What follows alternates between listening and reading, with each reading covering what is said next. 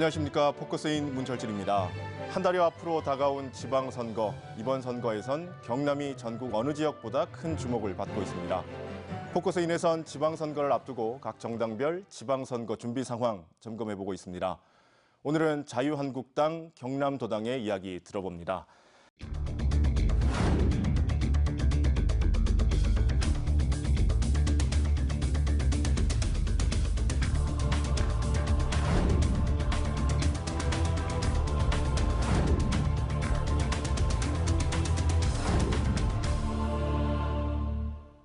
자유한국당 경남도당 위원장을 맡고 계신 김한표 국회의원 나와주셨습니다. 네, 어서 오십시오. 감사합니다. 자, 유권자의 입장에서 함께 이야기해 주실 경상대학교 식품자원경제학과 김윤식 교수님 나와주셨습니다. 안녕하세요. 자, 지방선거 한 달 조금 넘게 이제 남았습니다. 바쁘게 보내실 것 같은데 요즘 어떠신지 말씀해 주시죠. 350만 경남도민 여러분, 저 자유한국당 경남도당 위원장을 맡고 있는 거제 출신 김한표 의원입니다. 참 그동안 우리 당이 너무 힘들었습니다. 우리 지난번 박근혜 대통령 탄핵 이후에 국민들로부터 많은 또 질책과 매를 맞으면서 저희들은 정말 몸을 수그리고 국민의 신뢰를 얻기 위해서 지금까지 철저하게 통렬한 반성을 하면서 이렇게 왔습니다. 아울러 최근에는 또 지방선거에 대비하기 위해서 저희들이 후보를 고르는 일, 소위 공천 작업을 벌써 14차례나 회의를 거듭하면서 진행해 왔고요. 또 남아있는 부분이 이제 비례대표 공천을 위해서 이제 마지막 점검을 하고 있습니다.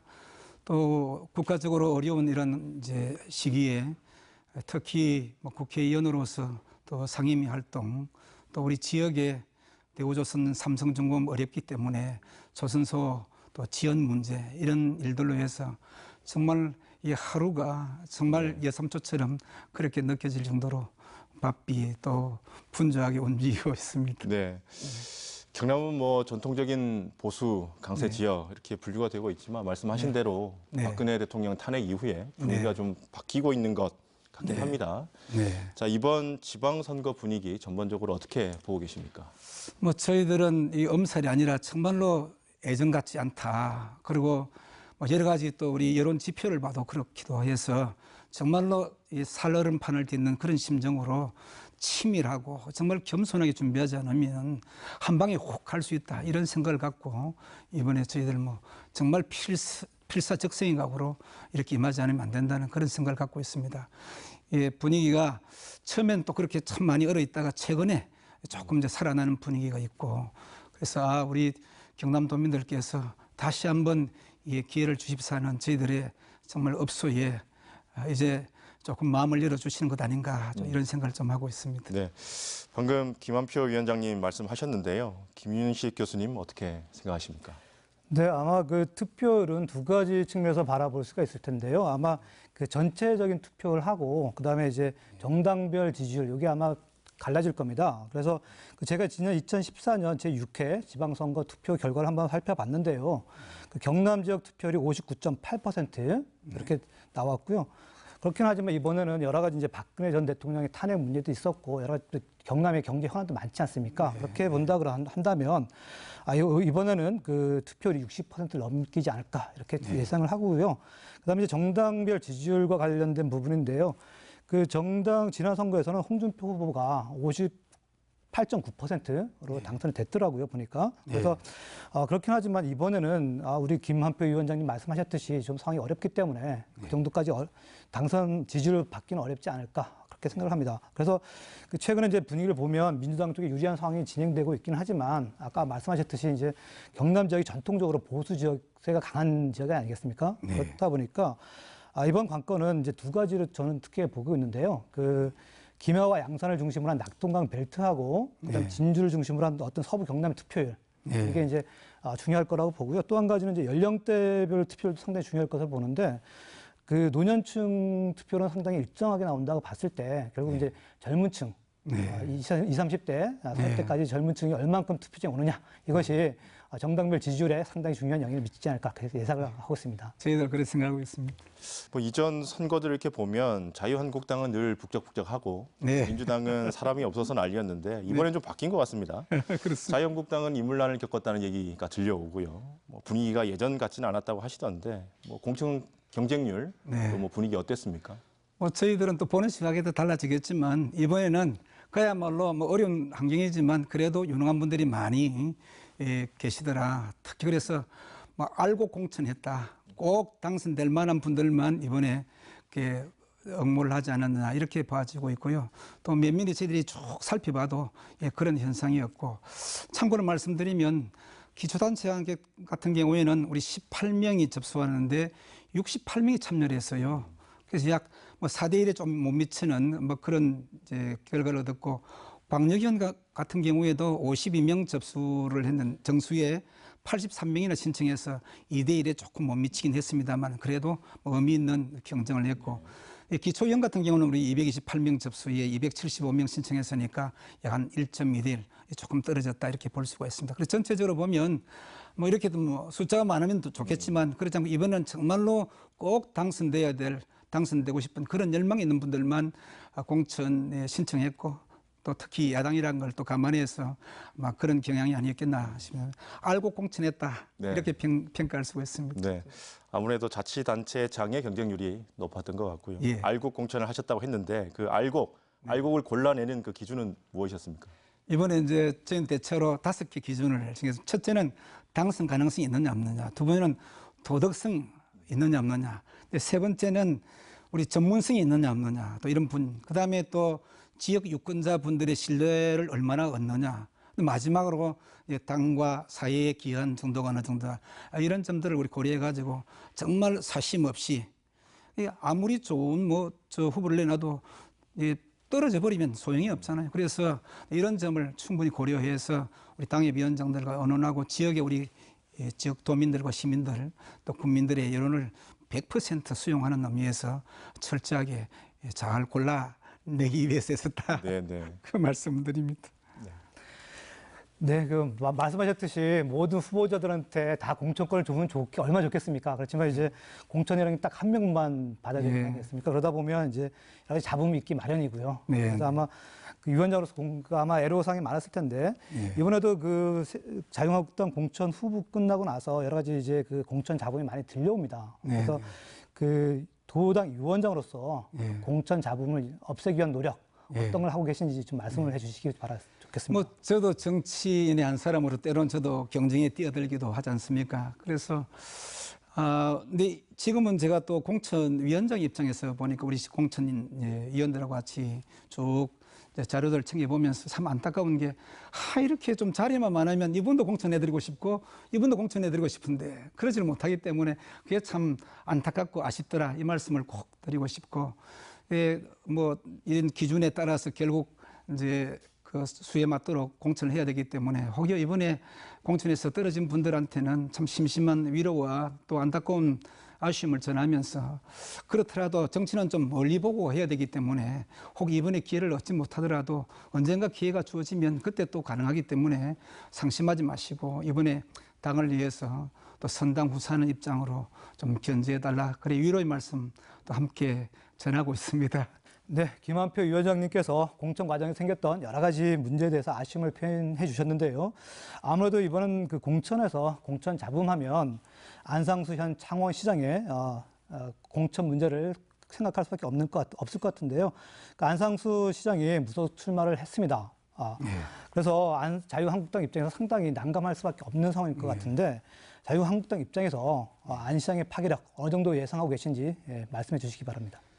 우선에 우리 안 시장님에 대한 부분, 물론 이번 이 창원시 같은 경우에는 우리 중앙당에서 이제 심사를 한 부분이긴 합니다만은, 저는 최근까지도 우리 안 시장님께서 저희 당의 또 당 대표까지 지내시고 또 국회의원도 몇 번 하시고 또 우리 보수 진영에 있는 분들이 힘을 모아줘서 창원시장까지 하신 분이기 때문에 당 원로로서 충분하게 깊게 생각하시면서 본인의 여러 가지 언행을 하시지 않겠느냐 이렇게 참 기대도 많이 하고 아쉬움 속에서 그렇게 했는데 오늘 들리는 말에 의하면 또 탈당 결행하시고 하신다는데 그 고통에 대해서야 제가 어찌 일일이 다 알 수 있겠습니까만은 참 아쉽고 안타깝습니다. 아무튼 저희 당으로서는 이제 좀 비상인데 뭐 그럼에도 불구하고 뜻을 굽히지 않으신다고 하면은 아직 뭐 시간은 좀 남아 있겠습니다만은 끝까지 가신다고 하면 또 저희 당으로서는 참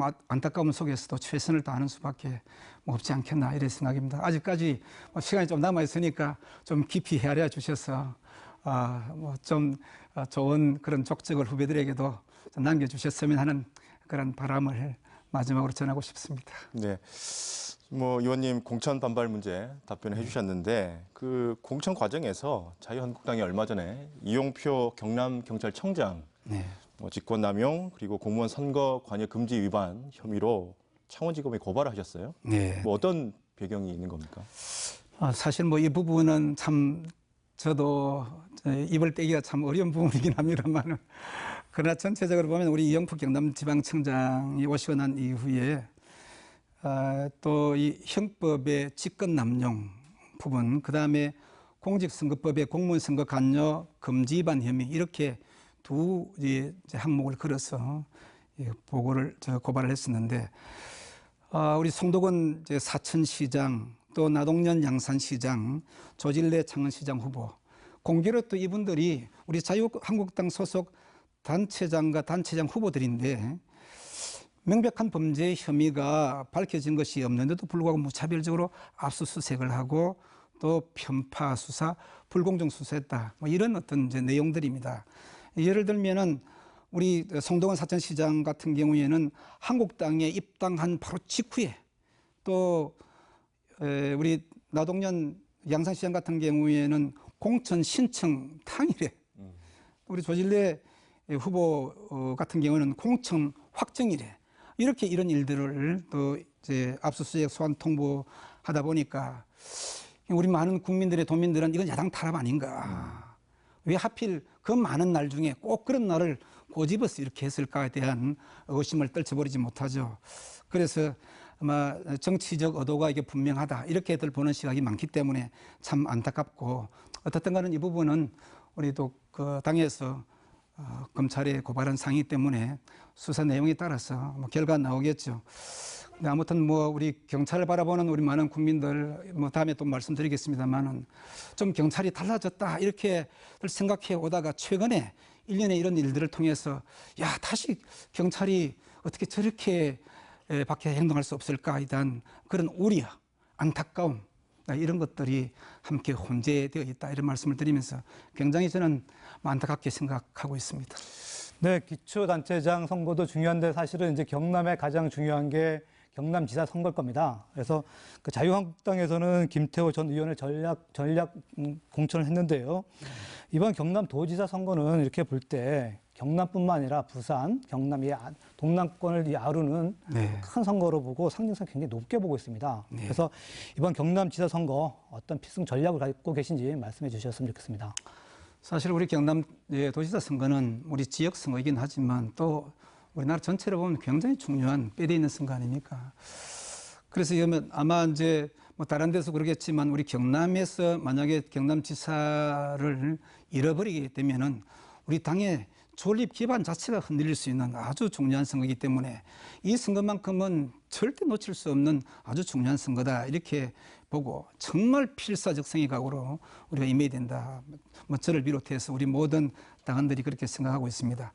그런데 지금 뭐 아시다시피 이 선거 부분은 첫째 문재인 정부에 대한 1년 지난 평가가 반드시 여기에 또 들어가게 되어 있습니다. 그래서 그동안 문재인 정부가 여러 정책을 많이 내놨지만 첫째 제일 우려한 건 이 최저임금 인상 문제 때문에 우리 자영업자들이나 우리 또 중소 업하는 분들이 굉장히 고통을 많이 이제 겪고 있는 상황이고 두 번째는 우리 청년 실업 문제가 이게 보통이 아닙니다. 벌써 11.5% 이상을 청년 실업률이 나오고 있는 상황이고 해서 좀 이렇게 정권 좀 출범할 때는 좀 희망적이고 좀 뭔가 국민에게 좀 새로운 메시지가 나올 줄 알았는데 처음에 적폐청산에다 해서 결국 뭐 논쟁의 논쟁거리를 뭐 정쟁을 만들어가고 또 그다음에 뭐 우리 원전 뭐 이제 탈핵 뭐 이런 부분에 가지고 그다음에 뭐 이게 국론이 다 분열되고 등등 해서 참 굉장히 이게 정권 초기에 이게 좀 희망의 빛이 영 사라져 버렸습니다. 이런 데다가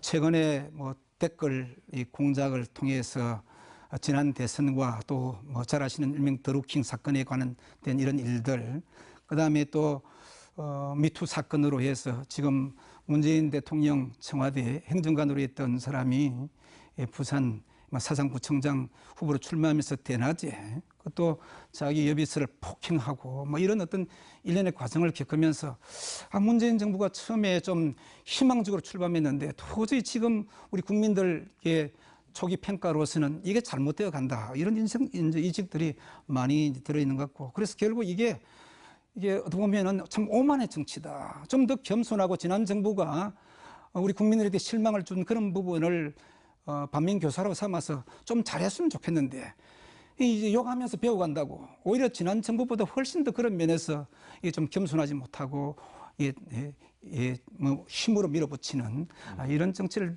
펴고 있지 않느냐. 그래서 이런 데 따른 아마 평가를 이번에 우리 도지사 선거할 때도 큰 영향을 미치지 않겠느냐. 저는 이렇게 평가를 하고 있습니다.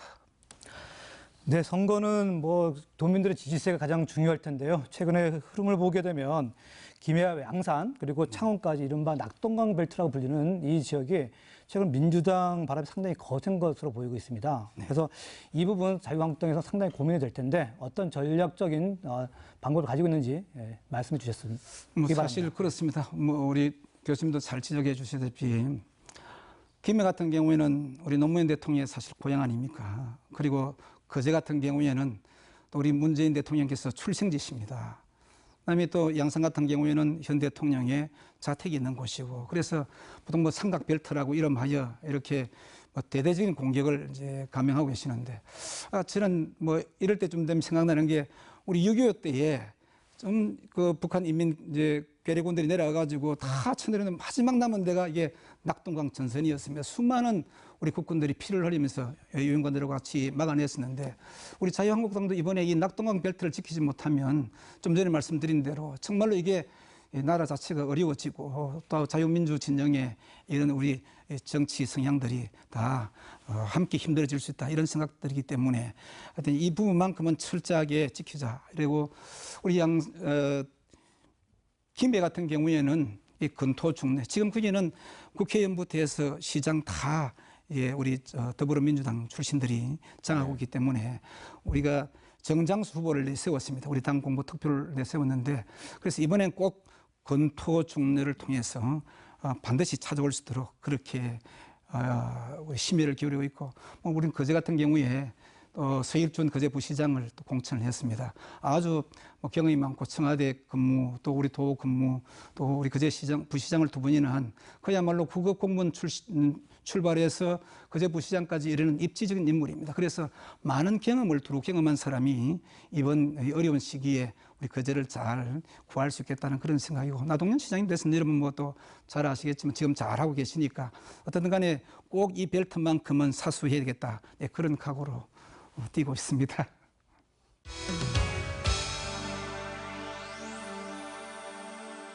네, 다음 주제도 이런 주제도 한번 여쭤보고 싶은데요. 현재 이슈됐던 게 민주당원 댓글 조작 사건, 일명 드루킹 사건이라고 하는데요. 이거 갖고 상당히 정치권 좀 시끌벅적합니다. 그래서 지난주에 자유한국당을 비롯해서 바른미래당, 민주평화당까지 이 사건에 대해서 공동 대응을 하자, 이런 얘기가 오간 것으로 알고 있습니다. 어떤 이야기들 오갔습니까? 사실 우리 민주 정치의 근간은 우리 국민들의 일반 여론을, 그걸 우리가 기반으로 두고 있지 않습니까? 그래서 이 여론을 조작한다는 이 자체는 큰 범죄행위뿐만 아니라 국민적인 배신 행위입니다.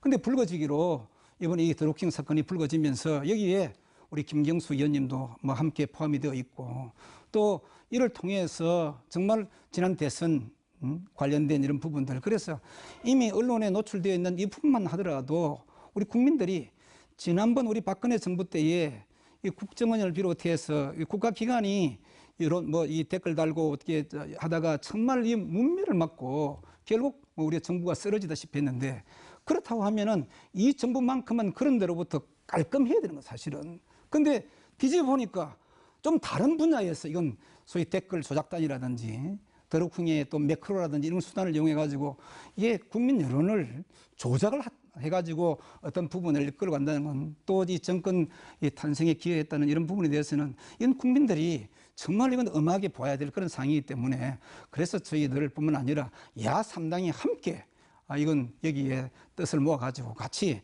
진상 규명하고 그러니까 좀 전에 말씀드렸다시피 검경이 이 부분에 대해서 거의 이 부분에 뭐 수사 의지도 없고 또 지금까지 국민들이 보여준 그런 실망스러운 모습이기 때문에 이걸 특검을 통해서 국정조사를 통해서 우리 국민들한테 떳떳이 밝히고 정말로 민주당이 처음에 우리 추미애 대표가 이 문제를 제기를 한 거 아닙니까? 그래서 민주당의 대표께서 이 문제를 제기해가지고 우리 검찰에 이제 고발한 부분인데 이 고발한 부분에 대해서 쭉 수사를 하다가 이 문건 나왔는데 이제 와서 정말 떳떳하다고 하면은 특검도 받고 그다음에 우리가 이렇게 받아 이제 저 억울하게 누명을 쓰고 있는 부분에 대해서는 이걸 소상히 밝히면서 벗어나고 지금 민주당에서는 댓글 이 국특검 못 받겠다 하고 우리 김경수 의원님은 또 뭐 떳하게 받겠다. 이 보면 서로 짜고 치는 듯한 모습을 보면서 오히려 국민들이 실소를 금하지 못한단 말이에요. 그러니까 이건 받아가지고 떳떳하면은 혐의도 벗고 또 그를 통해서 우리 김경수 의원도 좀 자유스러워져야 할 텐데 지금 이런 상태가 안 되고 서로 뭐 빙봉 치는 듯한 모습을 보면서 집권 여당으로서 이건 정말 가져야 할 자세가 아니다. 이렇게 보고 있는 셈입니다. 뭐 여러 가지 내용 중에 드루킹과 관련된 단체 회원 등이 2012년부터 대통령 선거 1년 전부터 현재까지 저지른 불법 이론 어떤 그런 작태 행위라든지 타인의 아이디라든지 IP 사용한 문제, 매크로 등 이런 부정한 방법을 통해서 한 허위나 비방 뭐 이런 부분들, 그다음에 정당 연계성, 인사청탁을 포함한 대가성 여부, 그다음에 김경수 의원의 역할이 뭐였느냐, 그다음에 검경이 지금 수사 축소 의혹 등에 대해서 실체적 진실을 밝혀가지고 국민들에게 소상하게 알 수 있도록 그렇게 드리는 것이 우리 당이 해야 될 일이고 또 이번 이 드루킹 사건을 바라보는 국민들의 또 요구 아니겠나, 저는 그렇게 판단을 하고 있습니다. 네, 뭐 특검이든 뭐든 어쨌든 수사를 통해서 밝혀져야 될 일인 건 맞는 것 같고요. 그 드루킹 사건만큼이나 또 유권자들이 관심이 있으셨던 게 국민투표 개헌에 대한 국민투표 여부였지 않습니까? 뭐 이번에 사실상 무산되면서 문재인 대통령도 나서서 이례적으로 또 비판을 하시고 그랬는데 지난 대선 때도 홍준표 후보께서는 6월 지방선거와 함께 개헌 투표를 하겠다 약속하셨잖아요. 뭐 그 부분은 어떻게 보시는지요? 우리 당대표께서 하신 부분에 대해서 제가 뭐라고 말씀을 덧붙이는 건 하지만 아무튼 그런 부분에 대해서 다 이게 현실적으로 이루어지지 못한 부분에 대해서는 저도 참 크게 드릴 말씀이 없습니다만 단지 하나 그럼 급하셔서 그렇게 국민과 약속을 하셨는지 모르지만 우리가 지금 이 국민투표법 이 부분에 대해서는 대통령 개헌 자체가 진행되어야지만 이건 부수적으로 따라가는 그런 부수 법안입니다. 그러니까 왜 지금 그 국민투표법만 꼬집어내가지고 이거 왜 통과 안 시키느냐 이렇게 하시지만 이거는 그 뒤에 문제고 개헌에 관한 부분이 되면 저질로 따라가지는 법입니다. 마치 우리 예산 통과할 때에 예산을 제대로 우리가 통과하고 집행하기 위해서 예산 부수 법안이 따라오듯이 우리 국민투표법도 마찬가지입니다. 그러니까 이 개헌이라고 하는 이 큰 틀만 잘 이루어지면 부수적으로 따라가는 이 국민투표법은 이게 전혀 문제될 게 없다 이렇게 말씀을 드리고, 그다음에 중요한 거는 이 개헌이라는 부분을 너무 이렇게 일반 국민들이 보실 때에 정말 진지하고 이게 87년에 체제를 바꾸는 거 아닙니까? 참 많이 다원화돼 있고 세상도 많이 변했는데 이런 부분들을 잘 담아낼 수 있는 누가 봐도 정말로 인정하고 공감할 수 있는 그런 개헌을 만들어내야 되는데 지금 민주당 자체는 전혀 자기들 안도 없어요. 청와대에서 안 그냥 그대로 가져와서 하고 청와대에서는 몇 번에 걸쳐서 이 발표를 하면서 소위 개헌 우리 야당에서는 개헌 쇼라고 합니다만 그런 걸 통해서 호도할 게 아니라 정말로 원전이라든지 다른 걸 다 공론을 거치는데 왜 하필 이 청와대 개헌안에 대해서는 그런 공론 과정 하나 없이 그냥 막 그런 밀어붙이려고 하느냐 힘으로, 여기에서 사실 저희들이 공감을 못하는 것입니다. 저희들 개헌하기를 원합니다. 또 지금까지 그렇게 주장해 왔듯이 그냥 충분하게 의논하고 그다음에 여유를 가지고 진지한 토론 또 고민을 하면서 개헌하자. 그래서 저희들은 제시하기를 올 10월이나 금년 연말까지는 개헌하자 이런 입장인데 단지 6월 지방선거하면서 함께 동시에 개헌하자. 개헌 내용 자체도 우리 국민들이 모르면서 그냥 이 표를 찍으라고 하는 이런 어떤 형태의 일은 바람직하지 않다. 저희들은 이런 시각이기 때문에 지금 그렇게 말씀을 드리고 있습니다. 네, 그 4월 말에 그 한반도에 큰 이벤트, 정책 이벤트가 하나 있었습니다. 문재인 대통령하고 우리 김정은 위원장하고 그 남북 정상회담이 개최된 건데요. 아무래도 이제 지방선거를 앞두고 있어서 남북 정상회담 개최가 여러 가지 방면에 영향을 미칠 수밖에 없을 것으로 보고 있는데 우리 위원장님께서는 이번 그 남북 정상회담이 이번 지방선거에 어떤 영향을 미칠 것인지 그 부분 한번 듣고 싶습니다. 의견을 좀 말씀해 주시기 바랍니다.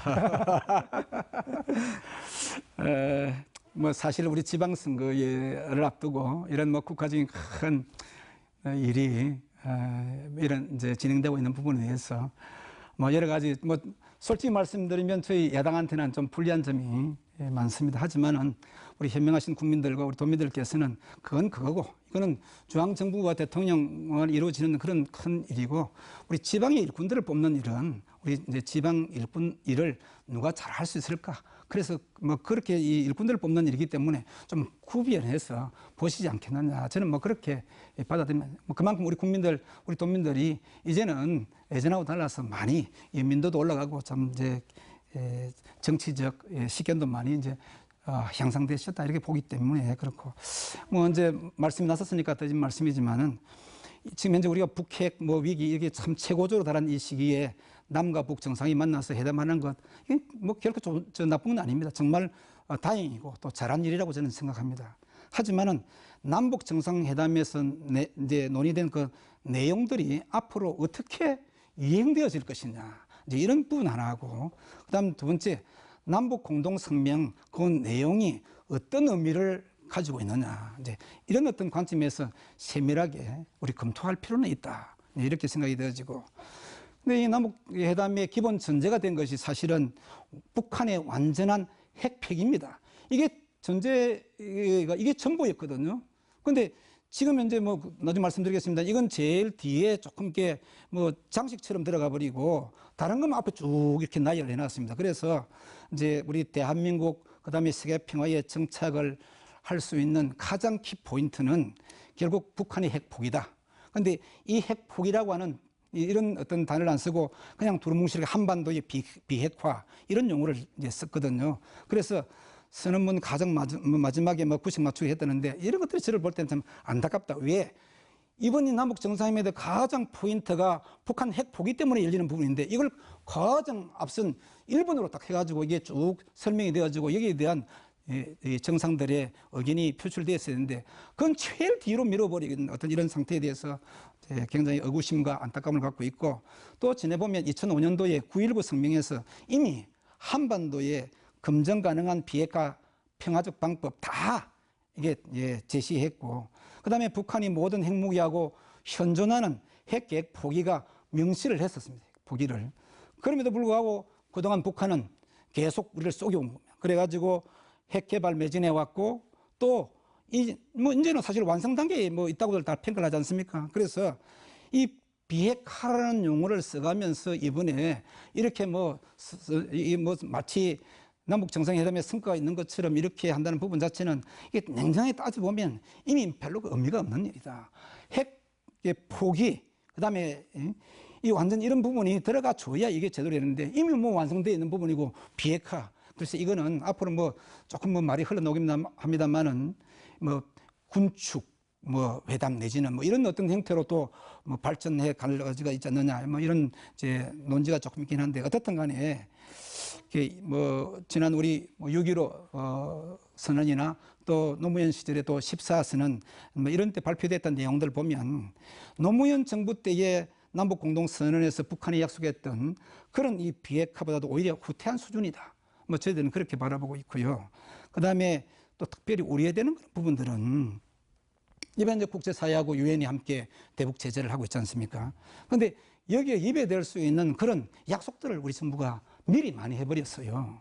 그래서 만약에 미국과 북한이 회담을 할 그런 경우에 따라서 그 결과에 따라서 우리 스스로가 또 잘못하면 국제사회에서 고립될 수 있는 그런 어떤 우려도 있다는 것. 이거 좀 지적하고 싶고요. 그래서 이제 뭐 남북 교류 지원 또는 뭐 이런 부분에 대해서 우리가 다 국민들이 원하는 부분이지만 그러나 그 전제되는 부분은 결국 완전한 북핵 폐기 아니겠습니까? 이게 전제될 때만이 이제 이런 일들이 이루어질 수 있는 부분인데 뭐 잘 아시겠지만 그동안 뭐 북한 우리 개성공단 폐쇄 뭐 정말로 우리가 위험을 뭐 최소한 줄이기 위해서 부득불 취할 수밖에 없는 그런 개성공단 폐쇄라든지 금강산 강간 폐쇄 이런 걸 통해서 북한이 우리에게 고통을 참 많이 주었습니다. 그래서 우리 국민들이 참 피눈물 흘리는 사람들도 많았고 또 뭐 천안함 폭침이라든지 연평도 포기하기 뭐 이런 부분은 뭐 더 말할 나위도 없고요. 그래서 교류와 지원에 대한 명확한 약속도 물론 필요하지만 그러나 함께 피해에 따른 명확한 약속도 사실 이게 같이 이루어져야 된다. 이게 공정하다. 이렇게 보거든요. 그래서 이런 부분을 선언문에 담지 못한 그런 부분이 우리 자칫 국민들로 하여금 야 그거 계속 너 퍼주기 약속 아니냐 회담 아니냐 이런 오해를 불러일으킬 수도 있다는 거죠. 그래서 뭐 남북 정상이 모여서 우리 한반도 평화 세계 평화에 이바지겠다는 부분을 어느 국민인들 어느 정당인들 그걸 반대하겠습니까? 다 원하는 바지만 그러나 서로에게 공정하고 또 대등한 입장에서 또 서로 주고받고 해야지 우리가 일방적으로 그렇게 걸려가서는 안 된다는 부분하고 또 그래서 뭐 이 시점에 말씀을 좀 드리겠습니다만은 우리 자유한국당이 그냥 뭐 무조건 반대하고 비판한다 이런 뜻이 아니고 정말로 다 같은 국민의 한 사람으로서 이번 정상회담의 구체적 내용하고 이행에 대해서 우리 국민 정말로 잘한 것은 그래서 칭찬해 주시고 또 잘못한 것은 질책을 통해 주셔야 이게 하나된 대한민국으로 갈 수 있지 않겠느냐 이런 시각의 말씀을 꼭 좀 드리고 싶습니다. 제가 위원장님 만난다고 하니까 학생들이 꼭 하나 질문을 해달라고 얘기를 하더라고요. 네. 그게 뭐냐면 이제 남북 정상회담에 대한 자유한국당의 입장은 이제 잘 설명해 주셨고요. 네. 이제 뒤에 배경이 됐는데 네. 나라를 통째로 넘기시겠습니까? 이제 물론 이제 중앙당하고 경남도당하고 입장이 좀 다를 수는 있을 것 같은데 네. 그런 대학생들 입장에서 볼 때 저런 접근이나 어떤 표어가 네. 너무 구시대적인 접근이 아닌가 이런 질문을 꼭 해 주셨으면 하더라고요. 그래서 이 부분에 대해서 한번 입장을 좀 말씀해 주시죠. 예, 뭐 보는 시각에 따라서 해석 방법이 틀릴 수 있겠습니다만 저 부분은 대통령과 뭐 이 정권마저도 이제 더불어민주당에 다 이제 넘겨드렸는데 우리 이 지방 이제 뭐 자치단체장하고 지방의회 의원들까지 이런 행정까지도 넘겨줘 버리면 어떻게 이 견제와 균형이 이루어지겠느냐 그런 차원에서 표현이고 그래서 이번에 뭐 대통령과 중앙 정권은 저렇게 넘겨드렸지만 좀 균형을 이룰 수 있도록 그다음에 또 지역 현안에 맞는 그런 인물들이 나오는 이번 지방선거만큼은 좀 잘 살펴서 균형을 좀 유지해 주십사 그런 표현입니다. 네, 알겠습니다.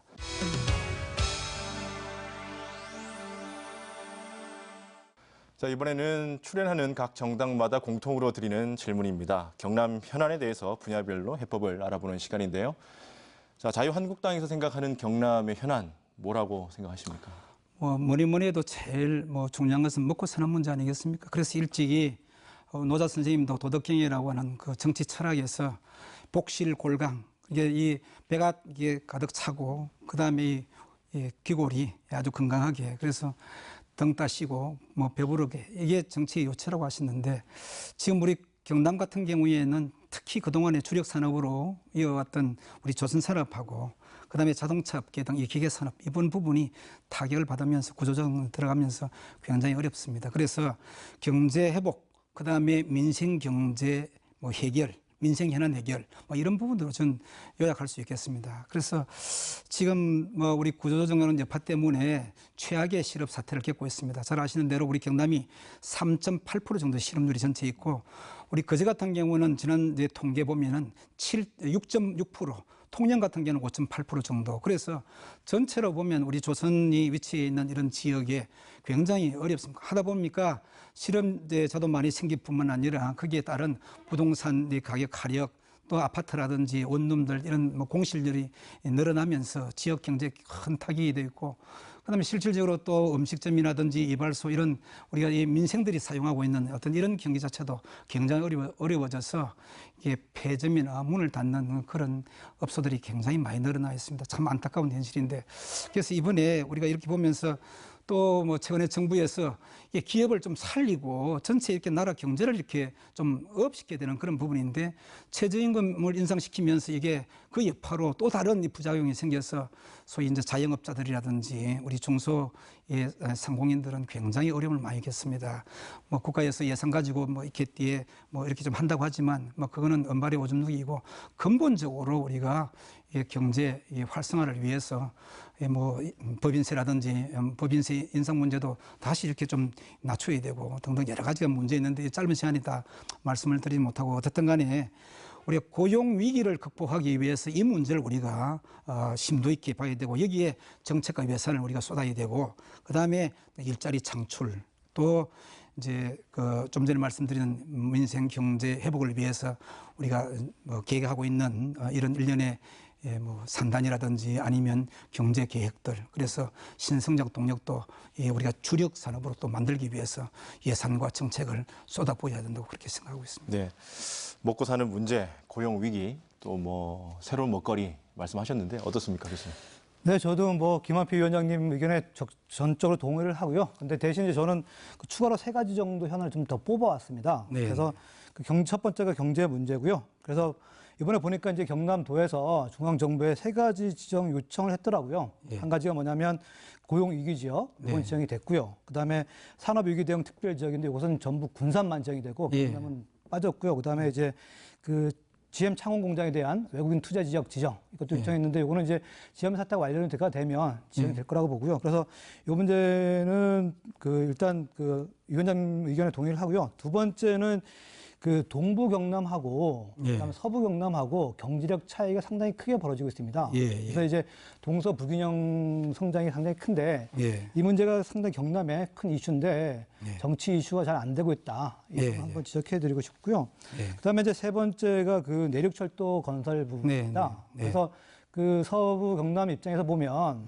그 가장 좋은 게 대전에서 진주까지 내려오는 직선으로 KTX 라인이 들어오는 것이 가장 좋은 건데 예. 지금 이제 서부 경남 주민들이 도민들이 많이 양보했습니다. 예. 첫 번째 대전에서 내려오는 것도 양보하고 김천에서 내려오는 것도 네, 네, 수용하겠다라고 했고요. 예. 그다음에 KTX 네. 고속철도 라인이 아니더라도 예. 고속화철도만 해도 수용하겠다. 네. 예. 그런데도 불구하고 아직 착공도 안 됐단 말이죠. 예. 그러다 보니까 그 도민들 입장에서 보면 예. 정치권에서 무관심한 건지 아니면 예. 무능한 건지 예. 이런 얘기를 하고 있습니다. 그래서 전국의 KTX 라인을 보게 되면 사실 서부 경남만 안 들어오고 다 들어와 있습니다. 예. 그래서 이 문제가 앞으로 경남도 지방선거 좀 현안이 돼서 예. 정치권 사이에서 좀 논란이 됐으면 좋겠다는 생각이 들고요. 예. 그다음 네 번째가 그 창원시 광역시 승격 문제입니다. 예. 그래서 이게 이제 쉽지는 않은데 그렇긴 하지만 경남 창원시 입장에서는 계속 이걸 추진한다는 입장이거든요. 예. 이게 경남도 입장에서 보면 창원시가 광역시로 승격이 되고 빠지게 되면 예. 경남도의 경제력이라든가 예. 인구라든가 이게 굉장히 많이 빠져나게 됩니다. 예. 그렇게 되면 경남도 경제나 여러 가지 측면에서 보면 굉장히 축소될 수밖에 없는데 이런 부분도 현안일 텐데 예. 이런 부분도 많이 언급이 안 되고 있는 것 같아서 저는 한번 현안으로 뽑아봤습니다. 교수님 말씀에 제가 뭐 간단하게 답을 좀 드리면 언급하자면 창원시 강력 문제는 이게 여러분들이 다시 또 심도 있는 그런 이제 컨센서스를 좀 모아야 될 사항이라고 봅니다. 좀 전에 뭐 이 양측 의견이 이제 대입돼 있고 그다음에 지금 이제 남부 내륙 고속철도 말씀하셨는데 제가 지난 4년간 줄기차게 남부 내륙 고속철도 이걸 통과하는 우리 각 지역의 국회의원들과 또 자치단체장들 온 시민들이 다 함께해서 지난 4년간 참 투쟁해 오다시피 했습니다. 그래서 이제 이번에 뭐 지난번 우리 홍준표 대표께서도 이제 출마하실 때 공약을 그러셨고 문재인 대통령께서도 그 공약을 그러셨습니다. 해서 이 부분은 이번 정부 때에 뭐 충분하게 우리가 논의되어져서 이루어지지 않겠나. 이게 조기 착공이거든요.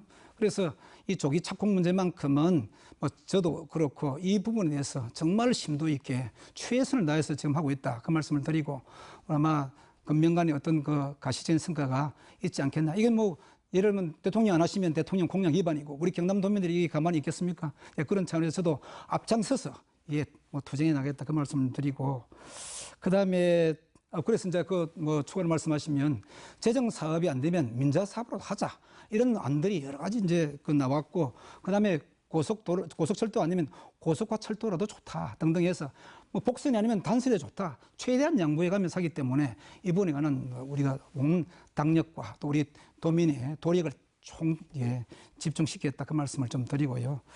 그다음에 동부 서부권 이 뭐 균형 발전 문제 그렇습니다. 그래서 지난번 우리 홍 대표 시절에는 이 서부청사를 별도 만들어서 거기에 서부 대개발 시대를 내려가겠다. 그래서 항로화 산업이든지 나노 산업이라든지 혹은 또 그제의 해양 플랜트 산단이라든지 이런 부분 산단을 만들어가고 있고 아무튼 뭐 서부 균형 발전을 위해서 최대한 우리가 예산과 정책을 투입하고 있다 이 말씀을 좀 드리고 경제 문제 뭐 고용위기 이런 부분에서는 이미 말씀을 드렸기 때문에 약하고 이제 산업 위기 대응 지역에 우리 경남이 빠져버렸습니다. 그래서 이 부분은 지나친 처사다.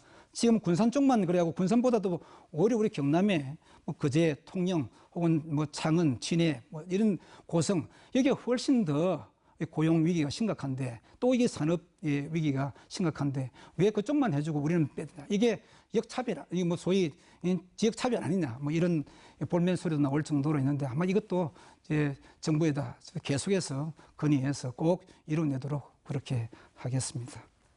네, 오늘 두 분과 함께 긴 시간 여러 이야기 나눠봤습니다. 자, 김윤식 교수님 오늘 함께 하시면서 이번 지방선거가 어떤 선거가 됐으면 하시는지 김한표 위원장님께 당부하고 싶은 말씀이 있으면 할 말씀 해주시죠. 네. 저는 유권자의 한 사람으로서 늘 정치인들한테 부탁드리는 게 딱 두 가지입니다. 네. 하나는 국민들을 우선시하는 공약을 좀 해달라. 예. 그냥 당선되기 위한 공약이라든가 아니면 호공했던 그런 공약 말고 실제 현실성 있고 우리 국민들의 생활에 직접 나아질 수 있는 조금만 나아질 수 있는 그런 현실성 있는 공약을 좀 해달라 그런 말 부탁을 드리고 싶고요. 두 번째는 그 선거 방식인데요. 가능하면 상대방의 약점을 트집 잡아서 하는 네거티브 전략 이런 것보다는 내가 어떤 일을 할 수 있고 나를 뽑아주시면 경남도가 어떻게 바뀝니다. 라는 어떤 나의 장점을 강조하는 그런 포지티브 전략을 좀 해주셔가지고 이번 그 지방선거가 깨끗한 선거 그런 선거가 됐으면 꼭 그런 평가를 받는 선거가 되도록 해주셨으면 좋겠습니다. 네, 김한표 위원장님도 마지막으로 이번 지방선거 임하시는 각오할 말씀 해주시죠. 뭐 교수님 말씀대로 우리 생활 밀착형 그런 공약을 내세워서 이번에 정면으로 그렇게 정정당당하게 깨끗하게 선거를 또 지휘하도록 하겠습니다. 그동안 저희 자유한국당 참 국민들로부터 많은 질책을 받고 어려운 가운데서 우리 경남 도민들께서 저희 당을 참 많이 아껴주시고 참 사랑해 주셨습니다. 그런 마음을 잘 새기면서 이번에 좋은 후보들 나름대로는 잘 골라서 우리 도민들에게 선보이고 있습니다만 아무튼 저희들이 한 마음을 이루어서 우리 도민들의 행복을 위해서 최선을 다할 수 있도록 지지해주고 성원해 주십시오.